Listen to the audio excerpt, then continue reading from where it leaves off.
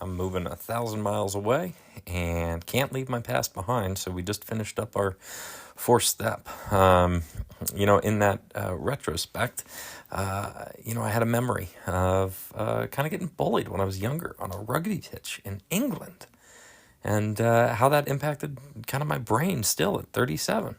And this vicious flower of kind of going through life and getting good, going around the bend, and exploding and blowing it up every 3 to 5 years. So tomorrow we're going over the fourth step with my sponsor, and then that pickle is heading out of water next week. All right, my name's John. I'm a dad going through divorce, and I'm an alcoholic. And we finished our fourth step today, excuse me. So in preparation of the move north, I wanted to get this done with my sponsor. And it's written down, which now means the fun part, which is like reading all this shit out to a human. And I don't know. Everyone says it's hard and whatnot, and I think it was. I think I put a lot of pressure on myself and made myself really uncomfortable about it, because there's shit that I'm not happy about, and shit that I'm can't change. But I'd say, like, the really interesting thing for me is, like, I found a lot of these through lines from childhood to even where I am today that it could kind of given me some insight into how I act when I didn't really realize I was acting or reacting to things. One of the big things, and we've looked at this a lot and kind of talked about it, but just my innate need for validation from other people. And at such a young age, the impact that, these little interactions that happened when I was just a little kid had on how my brain and psyche work. So I'll give you a couple examples, but I was really fortunate when I was younger. We moved to the UK, and you play rugby there instead of other sports. But new kid, new accent from America. I was the weirdo, and I have this vivid memory of walking down the road to the rugby pitch, as they call it. And these two older boys were there, and they called me an American motherfucker. And truthfully, at the time, I had no idea what it meant. I do now, but it made me cry. It made me sad. It made me feel unwanted. I was in this new place, this foreign land, and these kids with this weird accent were saying shit to me that I knew was mean.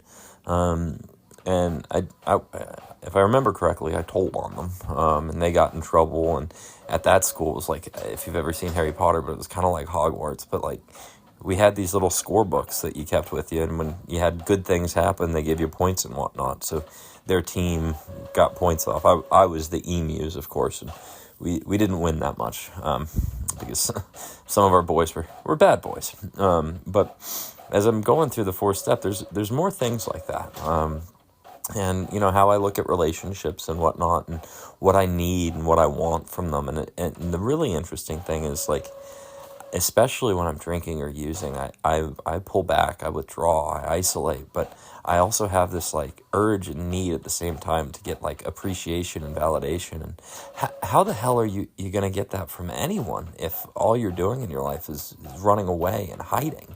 And it's funny, you couple that kind of with, I don't know if it's codependence, but I have a tendency to, latch on or get in a relationship with someone and really like what they're doing, and it's good, and I don't have to do anything. It becomes easy for me, and I like it. But little by little, day by day, month by month, I actually start to kind of lose myself, and instead of communicating and figuring that out and talking with the other person about what I need, I withdraw, and I withdraw, and I withdraw until I explode. And then I start the whole process all over again. It's this really, really vicious kind of path. My therapist would call it a vicious flower, actually, now that I talk about it. But it's, repetitive repetitive stuff in my background. It presents itself, really innocently in the beginning, because I'm just like, fuck it, being nice, let's date this person or do that and the other, and then I just keep burying and burying and burying what I'm feeling until I end up exploding. So the fourth step's been really interesting for me, but the reason we have it on Pickle out of water today.